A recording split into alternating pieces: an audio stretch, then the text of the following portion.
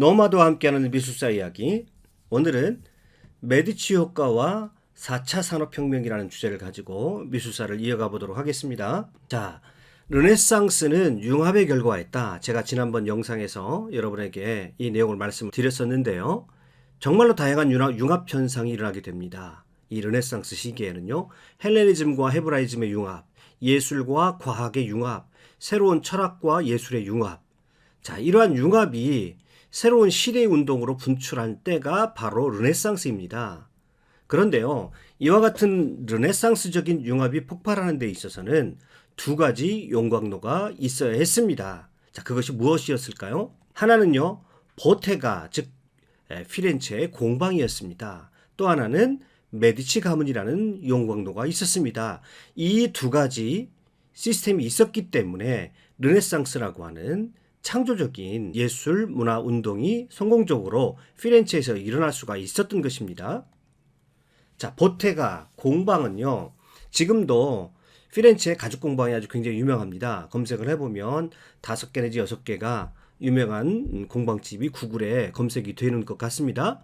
그런데 15세기의 피렌체의 보테가는 이렇게 전문적인 공방이 아닙니다. 이 공방은 거의 모든 예술품, 장식품 또는 공공행사에 필요한 설치품, 심지어는 건축에 관련된 일까지도 이 공방에서 처리했던 그야말로 이 르네상스기에 변화하는 시대적 욕구를 충족시키기 위한 새로운 기술, 예술 정신으로 무장된 곳이 바로 이 보테가였습니다. 공방은요, 출신 동기에 있어서 다양한 사람들로 구성되어 있었고요. 일하는 방식도 어떤 분야별로 구분해 놓고 있지 않았습니다. 자, 견습기간이 필요하면 무슨 일이든 거들어야 했고요. 자연스럽게 오랜 기간 동안 다양한 역할을 수행하면서 기술을 축적할 수 있는 그런 기회를 갖게 되는 것입니다. 피렌체 공방, 한마디로 융합의 산실이었습니다. 이 도제는요, 서로 다른 관점과 경험을 공유하면서 협력과 동시에 경쟁 관계 속에서 실력을 연마할 수 있었고요.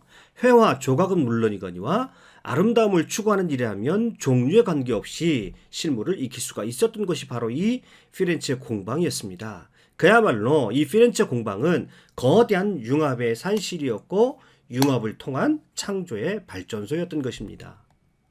자, 르네상스의 거장들은 공방을 통해서 다양한 분야와 영역을 넘나들 수 있었으며 그 교차점에서 전체를 아우러 바라볼 수 있는 통합적 시각을 가질 수가 있었습니다. 거장들은요, 이질적인 분야를 피하지 않고 과감하게 맞닥뜨리면서 기존의 자신의 강점과 결합을 시키고요, 응용해서 작업 과정에서 부딪히게 되는 난관들을 돌파하는 데 활용을 했습니다. 당대의 새로운 문화에 대한 이 르네상스의 욕구를 만족시키고 새로운 기술과 혁신을 이룰 수 있는 능력을 이탈리아 보테가, 15세기의 보테가 공방은 갖고 있었다라고 하는 사실입니다. 자, 공방이 새로운 시대의 욕구를 채워주고 만들어낼 수 있는 기술과 미적 관점들을 가지고 르네상스를 가능케 했던 그런 토대였다고 한다면 이 르네상스 정신에 영감을 불어넣어주고요, 새로운 시도들과 성취들을 가능하게 해주는 방향성을 주는 리더십과 또는 재정적인 지원을 아끼지 않았던 것이 바로 이 메디치 가문이었습니다. 이 메디치 가문도요, 르네상스가 꼽히게 되는 용광로 같은 역할을 했는데요. 제가 여기서 용광로라는 표현을 쓰는 것은요, 다양한 사람들, 다양한 분야의 사람들을 이 메디치 가문이 아낌없이 후원했다라고 하는 것입니다. 조바니 디비치, 코시모 데 메디치, 로렌조 데 메디치. 이제 후에 제가 다른 영상을 통해서 구체적으로 이들의 업적을 설명하겠습니다만은 이들이야말로 인류 역사상 한 가문이 인류에게 가장 큰 영향을 끼쳤던 집안이다. 이렇게 평가해도 조금도 과장이 아니라고 할 수 있겠습니다. 자, 이분이 코시모 데 메디치인데요. 메디치가는 자, 르네상스 초기에 개인적이고 소극적인 동기에서 가령 내세를 가고 싶어하는 상인들의 그런 어떤 동기에서 출발한 예술에 대한 욕구를요, 다양한 예술가, 학자, 전문가들에게 아낌없이 후원해서 그것을 새로운 문화 융성의 시기로 탈바꿈시켰던 아주 놀라운 사람들이었습니다. 이 메디치 가문이 한마디로 가장 핵심적인 원리가 융합이었다는 것이죠. 굉장히 다양한 사람들을 후원했습니다. 그래서요, 메디치 효과라는 말이 있습니다. 다양한 영역, 분야, 문화 등이 하나로 만나는 교차점에서 기존의 생각을 새롭게 재결합해서 혁신적인 아이디어가 폭발적으로 증가하는 현상, 이런 것을 우리가 메디치 효과라고 하는데요. 이제 후에 제가 잠깐 설명을 드리겠습니다만은 바로 이 시기가 오늘 우리가 살아가는 4차 산업혁명 시기라고 할 수 있겠습니다. 4차 산업혁명 시기는 어떤 시기입니까? 바로 이렇게 다양한 관점들, 다양한 분야들, 다양한 영역들이 하나로 어우러져서 거기에서 용광로 같이 녹아져서 새로운 혁신과 아이디어가 폭발하는 그런 시대가 바로 4차 산업혁명 시대인 것입니다. 그래서 어떻게 보면 역사는 이런 측면에서도 다시 반복된다고 할 수 있겠죠. 자, 여기 나오는 인물들이 메디치 가문의 후원을 받은 예술가들입니다. 미켈란젤로, 단테, 자, 그 유명한 레오나르도 다빈치, 자, 마키아벨리, 이 마키아벨리도 메디치 가문과 일정 연관성 가지고 있습니다. 자, 거기다가요, 그 유명한 브루넬레스키. 자, 제가 여러분 강의에서 말씀을 드렸습니다. 두오모, 쿠폴라를 만든 사람이죠. 돔을 만든 사람입니다. 도나텔로, 알베르티, 보티첼리, 당대에 이름을 내는 만한 거의 모든 예술가와 거의 모든 어떤 사상가들을 다 이 메디치 가문에서 후원했다는 것을 알 수가 있습니다. 자, 이곳이 피렌체 대성당입니다. 피렌체 대성당 쿠폴라가 보이시죠? 그런데 여기 보면 비슷한 쿠폴라 모양을 가지고 있는 성당을 볼 수가 있습니다. 자, 이 성당이 산 로렌초 성당입니다. 역시 브루넬레스키의 작품인데요. 여기 가면 그 유명한 메디치 가문에서 세운 도서관을 만날 수가 있습니다. 자, 여기가 산 로렌초 수도원 안에 있는 자, 라우렌치아나 도서관입니다. 그런데요, 라우렌치아 도서관을 만든 사람이 누구냐면 바로 이 미켈란젤로인 것입니다. 메디치 가문의 주문을 받아서요, 이 미켈란젤로가 이 라우렌치아나 도서관을 건설하게 됩니다. 우리는 흔히 미켈란젤로 하면은요, 조각가 또는 화가라고만 알고 있습니다만은 그는 건축에 있어서도 아주 뛰어난 업적을 많이 세웠었습니다. 우리가 잘 알고 있는 로마에 가면 성 베드로 성당에 돔이 있습니다. 그 돔도 미켈란젤로의 작품입니다. 이 산 로렌초 성당에 가면요, 미켈란젤로의 건축물을 만날 수 있는데 그것이 바로 아까 말씀드렸던 대로 라우렌치아나 도서관입니다. 자, 인류 역사상 최초의 공공도서관이다, 이렇게 말씀을 드릴 수가 있겠습니다. 이 수도원 중앙에 있는 정원을 둘러싼 이 회당에 2층이 있는데요, 이 2층에 보면 메디치 가문 출신 교황 클레멘트 7세가 한 세기 넘게 메디치가에서 수집해온 진귀한 필사본과 초창기 활자 인쇄본 등 수많은 고문서들을 보관하기 위해서 이 도서관을 세웠던 것입니다. 자, 근데 미켈란젤로가 여기를 설계를 했는데요, 이게 2층의 이제 입구입니다. 도서관 입구인데요, 도서관 입구를 가만히 보시면 자, 둥글게 설계된 것을 볼 수가 있습니다. 그리고요, 계단이 중앙 계단이 있고 양쪽으로 두 개의 또 계단이 보이시죠? 옆에서 보이면 가운데 계단 쪽으로 하나로 모이게 됩니다. 미켈란젤로가 이 도서관 입구 계단을 이렇게 만드는 것은 의미가 있습니다. 이 도서관은요, 모두에게 그 문이 열려 있다라고 하는 것입니다. 누구에게나 개방되어 있어서 진리의 문을 향하여서 누구나 들어올 수 있다라고 하는 것입니다. 메디치 가문의 개방성, 열린 마음을 잘 표현해 준 그런 대목이라고 할 수 있겠습니다. 여기에서도 역시 융합의 정신, 개방적인 그 르네상스 특유의 정신을 발견할 수 있는 것입니다. 또 하나는요, 입구에 들어가면요, 이 입구의 창들은 빛이 들어오지 않도록 설계되어 있다고 합니다. 도서관 입구에 들어가면 일단 어두운 지역을 통과해야 됩니다. 왜 그렇게 설계했느냐? 어둠의 세계에서 저 도서관 안쪽에 진리의 빛의 세계로 들어간다는 그런 의미로 미켈란젤로가 이 계단을 설계한 것입니다. 이 계단 위를 지나가면 이와 같은 열람실이 보이게 됩니다. 아무든지 이 안에 들어가서 책을 가져와서 이 열람실에서 볼 수가 있었다고 합니다. 자, 그리고 열람실을 지나서 안으로 들어가면 이렇게 서고라고 할 수 있겠죠. 책들이, 자료들이 모아져 있는 곳입니다. 귀중하게 모은 서적들이 이곳에 있고요, 수많은 책들을 또한 필사한 필사본들이 이 안을 채우고 있다고 합니다. 놀라운 일이죠. 이때가 16세기입니다. 16세기에 이와 같은 공공도서관, 그것을 지었고, 그리고 그 공공도서관을 수많은 학자들, 그 누구도 진리의 세계, 학문의 세계에 관심 있는 사람들에게는 이 도서관이 열려져 있다라고 하는 것입니다. 참으로 놀라운 그런 시도라고 하지 않을 수가 없습니다. 자, 또 하나 이 메디치 가문의 리더십 또는 메디치 가문의 어떤 인재 발굴 시스템 그리고 문화의 어떤 방향성을 주는 리더십의 모습을 알 수 있는 것이 바로 플라톤 아카데미입니다. 지금 이 건물이요, 플라톤 아카데미가 있었던 건물인데요. 이 코시모 데 메디치가 이 플라톤 아카데미를 지었습니다. 그리스의 아테네 플라톤 아카데미가 서 있었습니다. 플라톤 시절에 그 아카데미처럼 학문과 예술을 위해 만든 공간이 바로 플라톤 아카데미입니다. 그리고 이러한 건물을 주고요. 놀라운 것은요. 이 코시모 데 메디치가 아무런 간섭도 하지 않고 학자들에게 자율적으로 맡겨주면서 자, 하고 싶은 것을, 당신들이 하고 싶은 것을 마음껏 하시오라고 한마디를 던졌다라고 하는 것입니다. 이와 같이 이 메디치 가문이 얼마나 학문과 예술에 대해서 열린 마음을 가지고 있고 다양한 분야를 지원했다는 것을 우리가 알게 됩니다. 이 사람이 피렌체의 플라톤 아카데미를 대표하는 피치노라고 하는 철학자입니다. 이 사람은요, 원래 아버지가 메디치가의 주치의였는데 6살 소년이 매우 영특한 것을 보고요, 그를 발굴을 해서 그리스어로 된 고전들을 읽을 수 있는 고전 전문가로 이 피치노를 바로 이 메디치가에서 양성하게 되는 것입니다. 메디치가의 후원이 얼마나 다방면에서 그리고 혁신적이었는지를 알 수 있는 대목이지요. 단순한 예술뿐만 아니라 그 예술운동의 깊이를 위해서 근원적인 투자를 했다고 하는 것을 알 수 있고요. 그런 점에서 이 메디치 가문의 리더들의 안목은 참으로 대단했다고 볼 수가 있는 것입니다. 원래 이 피렌체의 상인들이 굉장히 진취적이고 개방적이었습니다만 이들을 한 차원 더 높은 문화운동으로 끌어올린 그런 가문들이 바로 메디치 가문이라고 할 수 있겠습니다. 자, 여기서 이런 질문을 한번 던져보죠. 르네상스의 시기는 융합의 시기입니다.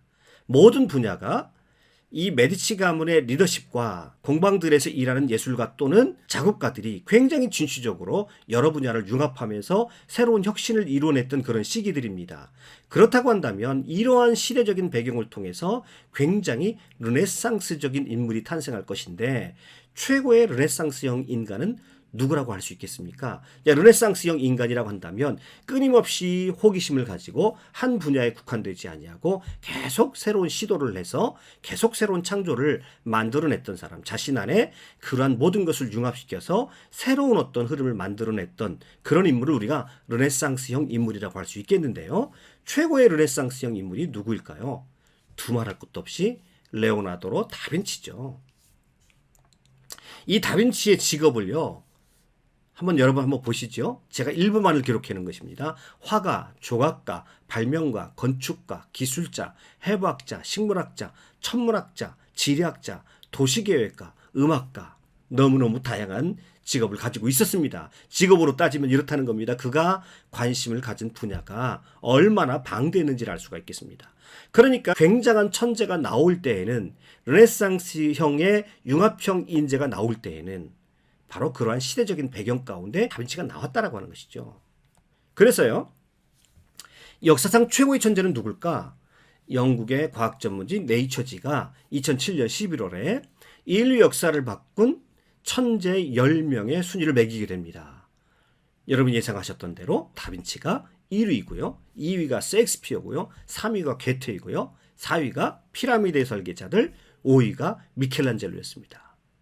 자, 그러니까요, 이 미켈란젤로도 다음에 제가 설명을 드리겠습니다만 굉장히 르네상스적인 인물이거든요. 그는 건축가에다가 화가에다가 조각가에다가 신이기도 했거든요. 앞장에서 보셨지만 다빈치가 가지고 있었던 관심 분야는 가히 상상을 초월합니다.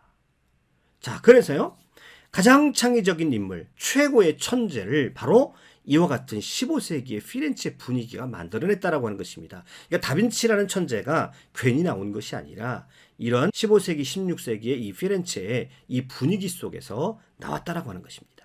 자, 여기서 잠깐 화제를 바꿔서요, 아까 제가 잠깐 말씀드렸습니다만은 4차 산업혁명, 이것에 대해서 한번 설명해 보려고 합니다. 자, 지금 우리는요, 4차 산업혁명의 한 가운데를 살고 있습니다.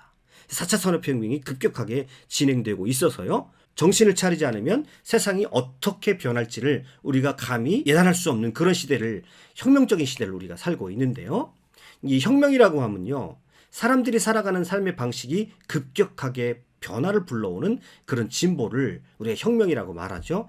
그야말로 4차 산업혁명 시기를 살아갑니다. 그런데 이 4차 산업혁명이라는 게 뭐냐? 이 3차 산업혁명을 기반으로 해서요, 디지털과 바이오 산업, 물리학 등 여러 분야가 융합된 기술이 새로운 경제체제와 새로운 사회구조를 만들어내는, 급격한 변화를 만들어내는 이런 혁명, 그것을 우리가 4차 산업혁명이다 이렇게 얘기를 합니다. 자, 간략하게 1차, 2차, 3차, 4차 산업혁명을 말씀을 드리면요. 자, 1차 산업은 18세기에 있었던 전기기관 혁명이죠. 우리가 초기의 산업혁명을 말합니다. 2차 산업혁명은요, 전기에너지가 발견되면서 대량 생산이 가능해졌죠. 그래서 공장에서 전력이 공급되어서 컨베이어 벨트를 이용해서 대량으로 물건이 생산되기 시작을 합니다. 그 다음에 우리가 3차 산업혁명도 얼마 전에 겪었습니다. 컴퓨터와 인터넷을 기반으로 해서 지식정보 혁명이 일어났죠. 그래서 지식 폭발 현상이 일어났습니다. 그 다음에 4차 산업혁명은요. 자, IoT, CPS, 인공지능을 기반으로 해서 만물이 초지능혁명이 일어나는데요. 이 4차 산업혁명을 한마디로 정리하면 초연결, 초지능화라고 할 수 있겠습니다. 자, 이것을 조금 크게 확대 설명하면 초연결, 초지능화라는 것이 4차 산업혁명의 핵심이라고 할 수 있겠습니다. 여러분, 연결된다라고 하는 것, 초지능화된다라고 하는 것이 뭘 말하겠습니까? 자, 이전에 이질적인 분야, 서로 영역이 달랐던 부분들이 급격하게 서로 연결되고 있다라고 하는 것입니다. 그래서요, 사물인터넷, 빅데이터, 인공지능이 O2O 융합, O2O 융합이라고 하는 것은요, 온라인과 오프라인의 융합 현상이 일어나는 것입니다. 그래서 4차 산업혁명의 핵심이 무엇이냐? 한마디로 말하면 융합이라고 할 수 있습니다. 그 전에 이질적인 분야들이요, 급격하게 융합이 되면서 새로운 기술들, 새로운 분야들, 새로운 제품들이 쏟아져 나오는 것이 바로 이 4차 산업혁명 시대라고 할 수가 있겠습니다. 그래서 르네상스 시기의 융합이 르네상스를 이끌어가는 핵심적인 원리였다면 다시 역사는 반복이 되어서요, 4차 산업혁명 시기가 되면 4차 산업을 이끌어가는 핵심적인 원리는 바로 융합이 된다라고 하는 것입니다. 그래서요, 4차 산업혁명 시대에 인성, 필요로 하는 인성도 달라지게 됩니다. 그전에는요, 똑똑해야 됐죠. 굉장히 남보다 탁월한 능력을 가지고 있었어야 됐습니다. 그리고 능력에 있어서 남보다 앞서갔어야 됐습니다. 그런데요, 이제는요, 4차 산업혁명 시대에 필요한 인성, 능력이 다르게 되었다는 것입니다. 융합, 소통, 감성, 연결, 공감, 통찰, 이런 것들을 통한 창조, 이런 것들이 4차 산업혁명 시대에 필요한 그런 어떤 인성이라고 할 수 있겠습니다. 전혀 그전과는 다르죠. 그런데요, 4차 산업혁명 시대를 이끌어가는 핵심적인 내적인 원리가 융합인데, 융합과 연결인데요, 이 융합에는 어려움이 따릅니다. 왜냐하면 이질적인 분야를 만나야 되기 때문에 이질적인 것을 극복하고 묶어내야 된다고 하는 것입니다. 그러니까 서로 다른 영역을 같이 통합적으로 바라보는 시야가 반드시 있어야 된다고 하는 것입니다. 4차 산업혁명 시대를 살아가기 위해서는 우리의 마음 자세가 달라져야 됩니다. 무조건적으로 남과 경쟁을 통해서 이겨내는 것이 대수가 아니라 무엇인가 내가 가지고 있는 것을 무너뜨리고 자신과 다른 이질적인 것을 받아들일 준비가 되어 있지 않으면 이 흐름 속에서 도태될 수밖에 없다라고 하는 것입니다. 여러분, 이질적인 것을 받아들인다는 것은 무엇을 의미하나요? 자기의 고집과 자기가 가지고 있는 고정관념을 넘어서야 한다라고 하는 것이죠. 그래서 4차 산업혁명 시기가 되면 어떻게 보면 굉장히 윤리적인 그런 시대라고도 할 수가 있겠습니다. 이 르네상스의 융합의 용광로로 생각하면서 우리의 사고와 행동들을 과감하게 바꾸고자 하는 그런 시도가 바로 4차 산업혁명 시대를 살아가는 그 한복판을 뚫어가고 있는 여러분과 제가 가져야 될 태도인 것입니다. 이것은 기업과 개인, 정부 모두에게 필요한 자세입니다. 자, 그래서 융합의 세계, 새로운 창조의 세계로 가기 위해서 이질적인 것을 묶어낼 수 있는 새로운 인성, 새로운 능력, 새로운 통찰력. 그래서 자기 자신의 한계와 자기 자신이 가지고 있는 고집을 버리고 다른 것을 과감하게 융합시키고 연결해서 새로운 창조를 이뤄낼 수 있는 그런 능력이야말로 르네상스를 꼽혔듯이 이 시대의 새로운 어떤 창조의 흐름들을 만들어낼 수가 있고요. 이 4차 산업혁명 시기를 살아가는 여러분과 제가 바로 이러한 융합의 마인드를 가져야 우리가 도태되지 않고 이 혁신의 시기를 훌륭하게 살아낼 수 있는 것입니다. 자, 조금은 추상적인 얘기겠습니다만은 한 번쯤은 르네상스를 통해서 우리 현실을 비춰보는 이 융합의 마인드를 한번 여러분이 새겨보는 그런 계기가 되었으면 좋겠습니다. 여러분 오늘도 수고 많이 하셨습니다. 감사합니다.